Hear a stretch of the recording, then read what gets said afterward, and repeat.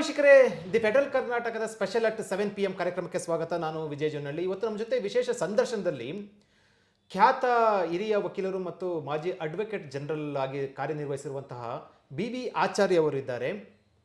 RSS ನೋಂದಣಿ, ರಾಷ್ಟ್ರೀಯ ಸ್ವಯಂ ಸೇವಕ ಸಂಘ ನೋಂದಣಿ ರಿಜಿಸ್ಟ್ರೇಷನ್ ಮಾಡಿಸಿಕೊಳ್ಳೋ ಸಂಬಂಧಪಟ್ಟಂತೆ ಈಗ ಭಾರಿ ಚರ್ಚೆಗೆ ಗ್ರಾಸ ಆಗಿರುವಂಥದ್ದು ಪ್ರಿಯಾಂಕಾ ಖರ್ಗೆ ಅವರು ಬರೆದಿರುವಂಥ ಪತ್ರದ ಹಿನ್ನೆಲೆಯಲ್ಲಿ ಕಾನೂನು ಏನು ಹೇಳುತ್ತೆ, ಕಾನೂನಿನಲ್ಲಿ ಅವಕಾಶ ಇದೆಯಾ, ಅಥವಾ RSS ರಿಜಿಸ್ಟ್ರೇಷನ್ ಮಾಡಿಸ್ಕೊಳ್ಳೋ ಸಂಬಂಧಪಟ್ಟಂತೆ ಸಂವಿಧಾನ ಏನು ಹೇಳುತ್ತೆ, ಕಾನೂನು ಏನು ಹೇಳುತ್ತೆ, ಈ ಸಂಬಂಧಪಟ್ಟಂತೆ ಮಾತಾಡೋಕ್ಕೆ ಹಿರಿಯ ವಕೀಲರಾದಂಥ ಖ್ಯಾತ ಹಿರಿಯ ವಕೀಲರಾದಂಥ BB ಆಚಾರ್ಯ ಸರ್ ಇದ್ದಾರೆ. ಸರ್, ಕಾರ್ಯಕ್ರಮಕ್ಕೆ ಸ್ವಾಗತ.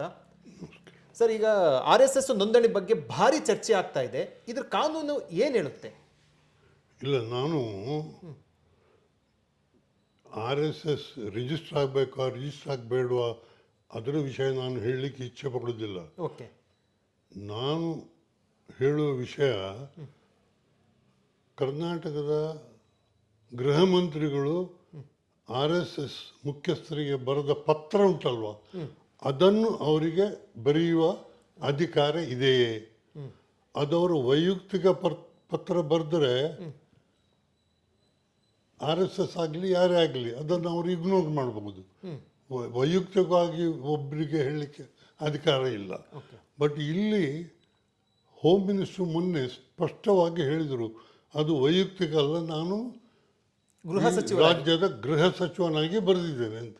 ಸೊ ನನ್ನ ಪಾಯಿಂಟ್ ಏನಂತ ಹೇಳಿದ್ರೆ, ಗೃಹ ಸಚಿವರಾಗಿ ಈ ಸ್ಟೇಟ್ ಇದ್ದು ಅವರಿಗೆ ಆ ಪತ್ರ ಬರೆಯುವ ಅಥವಾ ಅದರಲ್ಲಿ ಅವರು ತುಂಬ ಡಿಮಾಂಡ್ ಮಾಡಿದ್ದಾರೆ, ನಿಮ್ಮ ಈ RSS ಸಂಸ್ಥೆದ್ದು ವಿವರಗಳು, ನಿಮ್ಮ ಆಸ್ತಿ ಎಷ್ಟು, ನಿಮ್ಮ ಇನ್ಕಮ್ ಎಷ್ಟು, ಖರ್ಚು ಎಷ್ಟು, ಸೋ ಮೆನಿ ಆದಾಯ ಮೂಲ ಎಲ್ಲಿದೆ ಡೀಟೇಲ್ಸ್ ಕೇಳಿದ್ದಾರೆ.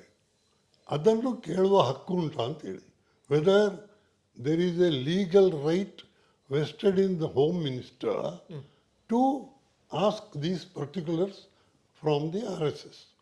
Now the RSS ಅವರು ಹೇಳಿದ ಪ್ರಕಾರವೇ ಇಡೀ ರಾಷ್ಟ್ರದಲ್ಲಿ ತುಂಬ ಶಾಖೆಗಳಿವೆ, ವಿದೇಶದಲ್ಲಿ ಕೂಡ ಶಾಖೆಗಳಿವೆ. ಅಂಥ ಒಂದು ಇನ್ಸ್ಟಿಟ್ಯೂಷನ್ನ ಬಗ್ಗೆ ಅದರ ಹೆಡ್ ಕ್ವಾರ್ಟರ್ಸ್ ಇರೋದು ನಾಗ್ಪುರದಲ್ಲಿ. ಇಲ್ಲಿಯ ಗೃಹ ಮಂತ್ರಿಗಳ ಒಟ್ಟಿಗೆ ಜ್ಯೂರಿಸ್ಡಿಕ್ಷನ್ ಇರುವುದೇ ಕರ್ನಾಟಕದ ಒಳಗೆ, ಬೇರೆ ಕರ್ನಾಟಕದ ಹೊರಗಿನ ಬಗ್ಗೆ ಅವರಿಗೆ ಅಧಿಕಾರ ಇಲ್ಲ. ಅದೇನೇ ಇರಲಿ, ಯಾವುದೇ ಒಬ್ಬ ಅಫಿಷಿಯಲ್ ಒಂದು ಲೆಟ್ರ್ ಬರೆದು ಪರ್ಟಿಕ್ಯುಲರ್ಸ್ ಕೇಳಬೇಕಾದ್ರೆ ಅವರಿಗೆ ಕಾನೂನಿನಲ್ಲಿ ಅವಕಾಶ ಇರಬೇಕು. Okay, because our country is ruled by rule of law. Any public officer or a functionary demanding an organization to furnish particulars, it must have authority. It must say, under this provision of law, I am asking you to give these particulars. ಆ ಅಧಿಕಾರ ಇದೆಯಾ ಅಂತ okay, ನಾನು ಹೇಳೋದಿದ್ರೆ ಅದು ಅಂಥ ಅಧಿಕಾರವೇ ಇಲ್ಲ. ಹಾಗಾದ್ರೆ ಆ ಪತ್ರವನ್ನು ಗೃಹ ಸಚಿವ ಪ್ರಿಯಾಂಕಾ ಖರ್ಗೆ ಅವರು ಬರೆದಿರುವಂಥ ಪತ್ರವನ್ನು ಯಾವ ರೀತಿ ಪರಿಗಣಿಸ್ಬೋದು? ಅಂದರೆ ಅದು ಪತ್ರಕ್ಕೆ ಬೆಲೆ ಇದೆಯೋ ಇಲ್ವೋ ಅನ್ನುವಂಥ. ಅಲ್ಲ, ಕಾನೂನಿನಲ್ಲಿ ಅವರಿಗೆ ಬೇಕಲ್ಲ, ಕಾನೂನಿನಲ್ಲಿ ಅಂತರ ಒಂದು ಪತ್ರ ಬರೆದು ಈ ಪರ್ಟಿಕ್ಯುಲರ್ಸ್ ಅನ್ನು ಕೊಡಿ ಅಂತ ಹೇಳುವಂಥ ಅಧಿಕಾರ ಅವರಿಗೆ ಇರಬೇಕಲ್ಲ. ಅದು an organisation of all India level. Supposing ಪ್ರತಿ ಸ್ಟೇಟ್ನ ಒಬ್ಬೊಬ್ಬ ಮಿನಿಸ್ಟ್ರು ಕೂಡ 30 ಸ್ಟೇಟ್ನವರು ನಾಗ್ಪುರಕ್ಕೆ ಹೆಡ್ ಕ್ವಾರ್ಟರ್ಸ್ಗೆ ಬರೆದ್ರೆ ಇವರು ಇದ್ದವರಿಗೆಲ್ಲ ರಿಪ್ಲೈ ಕೊಡ್ಲಿಕ್ಕೆ ಆಗ್ತದ? ಅವರಿಗೆ ಅಧಿಕಾರ ಬೇಕಲ್ಲ. ಅದಕ್ಕೆ ಈಗ ನೋಟಿಸ್ ಕೊಡುವಾಗ ಯಾವ ನೋಟಿಸ್ ಆಗಲಿ ಒಬ್ಬ ಅಥಾರಿಟಿ ಕೊಡೋದಿದ್ರೆ ಇಂಥ ಆ್ಯಕ್ಟ್ ಇಂಥ ಸೆಕ್ಷನ್ ಪ್ರಕಾರ ಈ ನೋಟಿಸ್ ಕೊಡ್ತಾ ಇದ್ದೇನೆ, ಹಾಗಾಗಿ ನೀವು ಇದನ್ನು ಕಂಪ್ಲೈ ಮಾಡಿ ಅಂತ ಹೇಳ್ಬೋದು. ಅದು ಆ ನೋಟಿಸ್ನಲ್ಲಿ ಅವರು ಹೇಳಬೇಕು, ಅವರಿಗೆ ಅಧಿಕಾರ ಇರಬೇಕು. ಬಟ್ ನೀವು ಮಿನಿಸ್ಟರ್ ಆದ ಕೂಡಲೇ ನಿಮಗೆ ನೋಟಿಸ್ ಕೊಡುವ ಅಧಿಕಾರ ಇದೆ ಅಂತ ಹೇಳೋದು ಸರಿಯಲ್ಲ. ಈಗ ಸಪೋಸಿಂಗ್ ಈಗ ಎನ್ಫೋರ್ಸ್ಮೆಂಟ್ ಡೈರೆಕ್ಟರೇಟ್ ಇದೆ, ಇನ್ಕಮ್ ಟ್ಯಾಕ್ಸ್ ಇದೆ, ಅದರ ಬಗ್ಗೆ ಇನ್ಕಮ್ ಟ್ಯಾಕ್ಸ್ನ ಬಗ್ಗೆ ಆಗಲಿ, ಮನಿ ಲಾಂಡ್ರಿಂಗ್ ಆಗಲಿ, may be finance ministry is at the top. Can the finance minister give a notice to some company and say you give me this particulars? ಆ ಅಧಿಕಾರ ಇರೋದು ಆ ಆ್ಯಕ್ಟ್ನಲ್ಲಿ ಯಾವ್ಯಾವ ಅಫಿಷಿಯಲ್ಸ್ ಇದ್ದಾರೆ ಅವರಿಗೆ ಅಧಿಕಾರ ಇರೋದು. Have you ever heard of a minister issuing a notice saying that you give me these particulars, you have committed this violation of law? And if you do that, you must indicate, by virtue of this power vested in me in a particular law, I require you to give these particulars. Okay ಅದು ಯಾವುದು ಇದರಲ್ಲಿಲ್ಲ. Okay ಈಗ ಒಂದು ರಾಜ್ಯದ ಮಂತ್ರಿಗಳಿಗೆ all India ಬೇಸಿಸ್ನಲ್ಲಿ ಇನ್ನೊಂದು ಸ್ಟೇಟ್ನಲ್ಲಿ head quarters ಇರುವಾಗ ಅಲ್ಲಿಗೆ ಪತ್ರ ಬರೆದು ನೀವು ಈ ಪರ್ಟಿಕ್ಯುಲರ್ಸ್ ಕೊಡಿ, ಅಥವಾ ಬಂದು ನಮ್ಮಲ್ಲಿಗೆ ಬಂದು ನಾವು ಕೇಳಿದ ಪ್ರಶ್ನೆಗಳಿಗೆ ಉತ್ತರ ಕೊಡಿ ಅಂತೇಳಿ ಹೇಳುವ ಅಧಿಕಾರ ಇಲ್ಲ. ಸೊ ಅವರು ಈ ಪತ್ರದಲ್ಲಿ ಯಾವುದಾದರೂ ಒಂದು ಅಂಶ ನನ್ನಲ್ಲಿ ಇರುವ ಇಂಥ ಅಧಿಕಾರದ ಮೇಲೆ ನಾನು ಮಾಡಿದ್ದು ಅಂತೇಳಿ ಅದರಲ್ಲಿ ಬರೀಲಿಲ್ಲ. That is a fundamental mistake. Sir, ಸಾಮಾನ್ಯ ಪ್ರಶ್ನೆ ಆಗ ನನಗೆ ಒಂದು ಬಂದಿರುವಂಥ ಒಂದು ಅನುಮಾನ ಅಥವಾ ಪ್ರಶ್ನೆ, ಹಾಗಾದರೆ ಪ್ರಜೆ ತಮ್ಮ ಒಂದು ಪ್ರಶ್ನೆಯನ್ನು, ತಮ್ಮ ಒಂದು ಅಭಿಪ್ರಾಯವನ್ನು ಅಭಿವ್ಯಕ್ತ ಸ್ವಾತಂತ್ರ್ಯದಲ್ಲಿ ಕೇಳಬಾರ್ದಾ? ಕೇಳ್ಬೋದು. ಅವರು ಇನ್ಕಾರ ಮಾಡ್ಬೋದು. ನನಗೂ ಅಷ್ಟೇ ಅಧಿಕಾರ ಉಂಟು. ನೀವೊಂದು ಪ್ರಶ್ನೆ ಕೇಳಿದರೆ ನನ್ನ ಹತ್ರ ಬಂದು ನಿಮ್ಮದು ಪರ್ಟಿಕ್ಯುಲರ್ಸ್ ಎಲ್ಲ ಕೊಡಿ, ನೀವು ಲಾಯರ್ ಕೆಲಸ ಮಾಡ್ತೀರಲ್ಲ, ಎಷ್ಟು ಟ್ಯಾಕ್ಸ್ ಕೊಡ್ತೀರಿ ಅಂತ ಯಾರೋ ಒಬ್ಬ ಬಂದು ನೀವು ಕೇಳಿದರೆ ನಾನು ಕೊಡೋದಿಲ್ಲ ಅಂತ ಹೇಳ್ತೇನೆ. ಓಕೆ, ನೀವು ಈ ಲೆಟರ್ ಬರೆದು ಕೊಡಲಿ ನಾನು ರಿಪ್ಲೈ ಕೊಡಬೇಕಾ ನಿಮಗೆ? That is the point. Okay, ಅದೇ ಅಭಿವ್ಯಕ್ತಿ ಸ್ವಾತಂತ್ರ್ಯದ ಅಡಿಯಲ್ಲಿ ಪ್ರಿಯಾಂಕಾ ಖರ್ಗೆ ಅವರು ಕೇಳಿರುವಂಥ ಪ್ರಶ್ನೆಗಳು ಅದು that is why I said beginning, if he has asked it in his individual capacity, to reply or not reply was left to the RSS.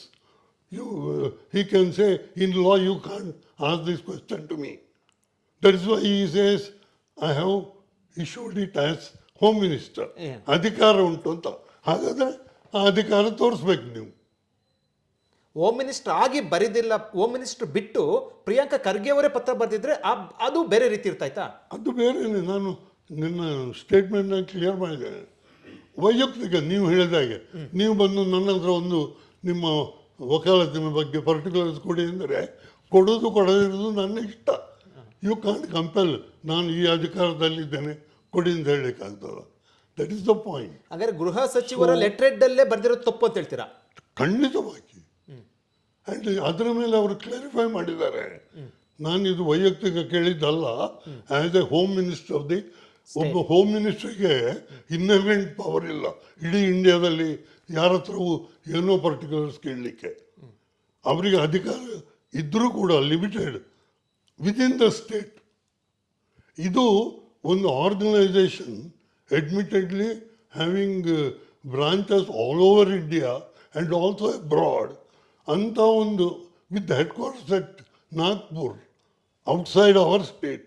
ಇವರಿಗೆ ಅಧಿಕಾರ ಎಲ್ಲಿ ಬರ್ತದೆ?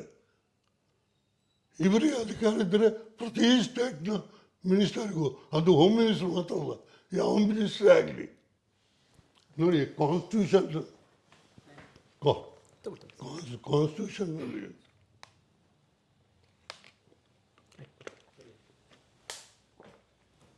ಸ್ಟೇಟ್ನ ಪವರ್ ಇರೋದು 7th schedule 2nd list.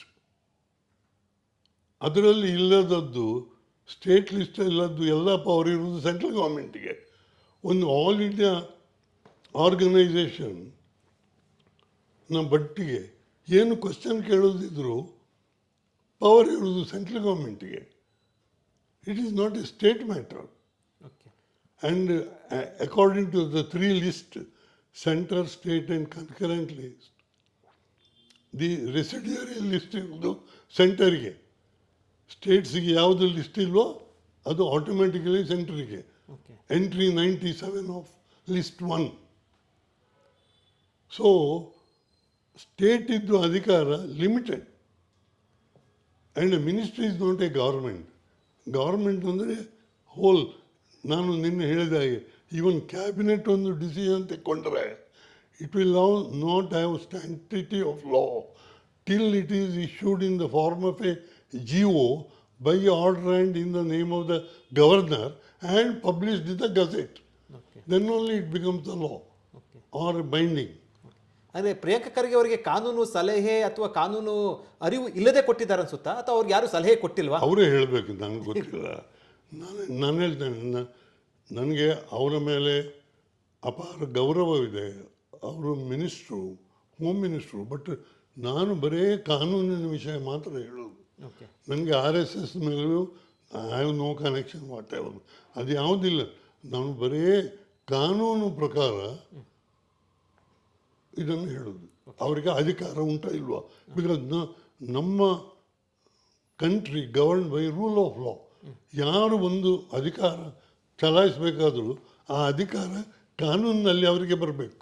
Okay okay ಅದು ಇಲ್ಲದೆ ಬರೇ ನಾನು minister ಆದ ಕೂಡಲೇ ಏನನ್ನು ಯಾರ ಹತ್ರ ಕೇಳ್ಬೋದು ಅಂತ ಆಗೋದಿಲ್ಲ. ಅಥವಾ ನಿಮ್ಮ ಅಧಿಕಾರ ಸ್ಟೇಟಿಂದ ಹೊರಗೆ ಕೂಡ ಹೋಗ್ಲಿಕ್ಕೆ ಸಾಧ್ಯ ಇಲ್ಲ ಅಲ್ವಾ? ಏನು ಹೇಳ್ತೀನಿ ನೀನು? Exact. That is the point. Okay, ಒಂದು ವೇಳೆ ಒಂದು ಚರ್ಚೆ ಆಗ್ತಾರೆ ಸರ್, ಅಂದರೆ ಕಾನೂನಿನ ಅಡಿಯಲ್ಲಿ ಕೇಳ್ತಾ ಇರುವಂಥದ್ದು ಅಥವಾ ಕಾನೂನಿನ ಒಂದಷ್ಟು ಪ್ರಶ್ನೆಗಳಿರುವಂಥ ಹಿನ್ನೆಲೆಯಲ್ಲಿ RSSನಿಂದ ಉತ್ತರ ಬಂದ ನಂತರ ಇವರು ನೋಟಿಸ್ ಕೊಡ್ಬೋದು ಅಥವಾ ಕಾನೂನಿನ ಮೊರೆ ಹೋಗ್ಬೋದು, ನೀವು ರಿಜಿಸ್ಟ್ರೇಷನ್ ಮಾಡ್ಕೊಳ್ಳಿ ಅನ್ನುವಂಥ ರೀತಿಯಲ್ಲಿ ಹೋದರೆ ಏನಾಗ್ಬೋದು? ನಾನು ಅದಕ್ಕೆಲ್ಲ ಉತ್ತರ ಕೊಡೋದಿಲ್ಲ. ಓಕೆ, ನನಗೆ ಬೇಕಾದ್ದು ಅವರು ಇಂಥ ಅಧಿಕಾರ ಪ್ರಕಾರ ನಾನು ನೋಟಿಸ್ ಕೊಟ್ಟಿದ್ದೇನೆ ಅಂತ ಹೇಳಿದರೆ ಅದು ಕಾನೂನಾತ್ಮಕ ವ್ಯಾಲಿಡ್ ಅಲ್ವಾ ಅಂತೇಳಿ. ಇದು ಯಾವುದೂ ಕಾನೂನು ಹೇಳಿದೆ ಕೇಳಿದ ಕೂಡಲೇ ಒಬ್ಬ ರಿಪ್ಲೈ ಕೊಡಬೇಕು ಅಂತ ಹೇಳಿದರೆ ಅದಕ್ಕೆ ಅರ್ಥ ಇಲ್ಲ. ಓಕೆ ಸೊ ಆ ಹೈಪಥೆಟಿಕಲ್ ಕ್ವಶನ್ ಬೇರೆ. ಓಕೆ ಮುಖ್ಯವಾಗಿ ಯಾರಾದರೂ ಒಬ್ಬನಿಗೊಂದು ನೋಟಿಸ್ ಕೊಟ್ಟು ಇಂತಿಂಥ ಪರ್ಟಿಕ್ಯುಲರ್ಸ್ ಕೊಡು ಅಂತ ಕೇಳಿದರೆ ಅವನಿಗೆ ಯಾವ ಕಾನೂನಿನ ಅಧಿಕಾರ ಪ್ರಕಾರ ಆ ನೋಟಿಸ್ ಕೊಟ್ಟದ್ದು ಅಂತ ಅವ ಹೇಳಬೇಕು. ಅವ ಹೇಳಿದರೆ ನಾನು ಹೇಳ್ತೇನೆ ಅದು ಕೊಟ್ಟದ್ದು ಸರಿಯಾ ತಪ್ಪ, ಆ ನೋಟಿಸ್ ಸಿಕ್ಕಿದ್ದೆ ಅವ ಉತ್ತರ ಕೊಡಲಿಕ್ಕೆ ಕಾನೂನಿನಲ್ಲಿ ಅವ ಬದ್ಧನೋ ಅಲ್ವಾ ಅಂತೇಳಿ ಹೇಳ್ಬೋದು. ಇವರು ನೋಟಿಸ್ ಅಲ್ಲ, ನನ್ನ ಒಂದು ಅಭಿಪ್ರಾಯ ಮತ್ತು ಪ್ರಶ್ನೆ ಅಂತ ಕೇಳಿರೋ ಅದು ಬೇರೆ. I am not bothered about that. Priyanka Kharge ಅವರು ಭಾಗವತರು ಇಂಡಿವಿಜುವಲಿ ಏನಾದರೂ ಮಾತಾಡಿಕೊಂಡ್ರೆ ಐ ಆಮ್ ನಾಟ್ ಕನ್ಸರ್ನ್. ನಾನು ಅದಕ್ಕೆ ಬಿಗಿನಿಂಗ್ ಹೇಳಿದ್ದು, ನೀವು ಯಾವ ಪ್ರಶ್ನೆ ಕೇಳೋದು ಬೇಡ, ವೈಯಕ್ತಿಕವಾಗಿ ಯಾರು ಏನು ಕೇಳ್ಬೋದು, ಒಬ್ಬ ನಿರಾಕರಿಸ್ಬೋದು, ಒಬ್ಬ ಕಂಪ್ಲೈ ಮಾಡ್ಬೋದು. That's it, different mat. Here the main question, ನಾನು ಕಾನೂನಾತ್ಮಕವಾಗಿ ಮಾತ್ರ ಮಾತಾಡೋದು. ಇಂಥ ಒಂದು ನೋಟಿಸ್ ಕೊಡಲಿಕ್ಕೆ ಅವರಿಗೆ ಕಾನೂನಿನಲ್ಲಿ ಅಧಿಕಾರ ಉಂಟು ಅಂತ. ಅಧಿಕಾರ ಇಲ್ಲದೆ ಕೊಟ್ಟದ್ದಾದರೆ ಯಾರಿಗೆ ನೋಟಿಸ್ ಕೊಟ್ಟಿದ್ದಾರೆ ಅದಕ್ಕೆ ಉತ್ತರ ಕೊಡೋದು ಕೊಡದೇ ಇರೋದು ಅವನ ಇಷ್ಟ. Okay, you can't compel him to answer. ಹಂಗಂದ್ರೆ ಸರ್ ಒಂದು ಅಂದರೆ ಒಂದು ಜನಸಾಮಾನ್ಯರಿಗೆ ಅರ್ಥ ಆಗುವಂಥ ರೀತಿಯಲ್ಲಿ ಹೇಳೋದಾದ್ರೆ ಪ್ರಿಯಾಂಕ ಖರ್ಗೆ ಬರೆದಿರುವಂಥ ಒಂದು ನೋಟಿಸ್ ಅಥವಾ ಪತ್ರ ಇದೆ ಅಲ್ವಾ, ಕೇವಲ ಅದೊಂದು ಪತ್ರ ಅಷ್ಟೇ ಮಾತ್ರ, ಅಷ್ಟೇ. ಅದಕ್ಕೆ ಯಾರಿಗೂ ಪತ್ರ ಬರಿಬಹುದು, ಅದಕ್ಕೆ ಕಾನೂನು ಬೇಕಂತಿಲ್ಲ ಏನಿಬಡಿಗೆ. ಆ್ಯಂಡ್ ಉತ್ತರಿಸಿರೋದು ರಿಸೀವ್ ಮಾಡಿದವನ ಅಧಿಕಾರ. ಮತ್ತೊಂದು ಅಂದರೆ ಇದು ಕಾನೂನು ಜೊತೆಗೆ ಗೃಹ ಸಚಿವರ ಪತ್ರದಲ್ಲಿ ಬರೆದಿರುವಂಥ ಹಿನ್ನೆಲೆಯಲ್ಲಿ ಆ ಪವರ್ ಮಿಸ್ಯೂಸ್ ಆಗುತ್ತೆ ಅಂತ ಅನ್ಸುತ್ತೆ ಸರ್, ತಮ್ಮ ಒಂದು ಅಭಿಪ್ರಾಯ? ನಾನು ನೋಡಿ ನಿಮ್ಮ ಹತ್ರ ಮೊದಲೇ ಹೇಳಿದ್ದೇನೆ, ಓಕೆ, ಕಾನೂನಿನ ಮಟ್ಟಿಗೆ ಮಾತ್ರ ನಾನು ಮಾತಾಡೋದು, ಇಂಡಿವಿಜುವಲ್ ನಾನು ಹೇಳೋದಿಲ್ಲ. ಅದರಲ್ಲಿ ಬರೆದ ಪತ್ರದಲ್ಲಿ ಕಂಟೆಂಟ್ಸ್ ಎಂಥದ್ದು ಎಷ್ಟು ಅಂತ ಅದನ್ನು ಕೂಡ ನಾನು I am not going into it.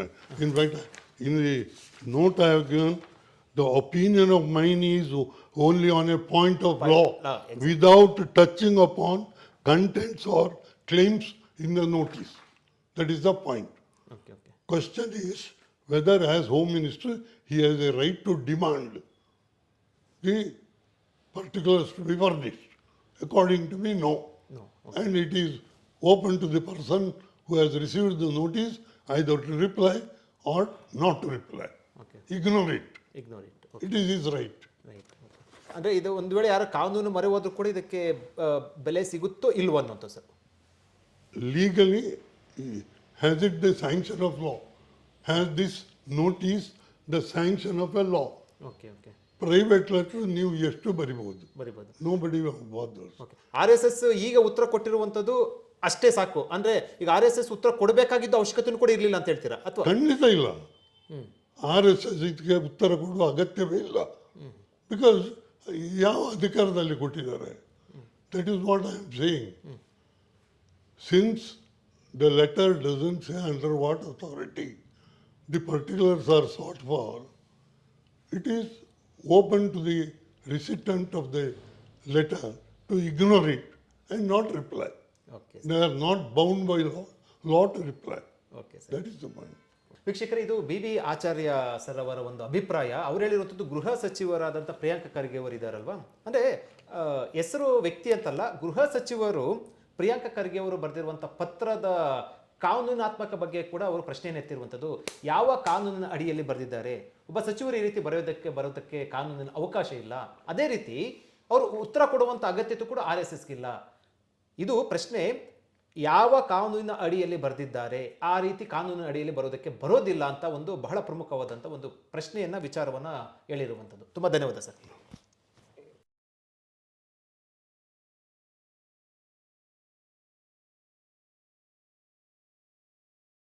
ಹೆಚ್ಚಿನ ಸುದ್ದಿ ಅಪ್ಡೇಟ್ಗೆ ಈಗಲೇ the federal Karnataka YouTube page ಅನ್ನು ಸಬ್ಸ್ಕ್ರೈಬ್ ಮಾಡಿ.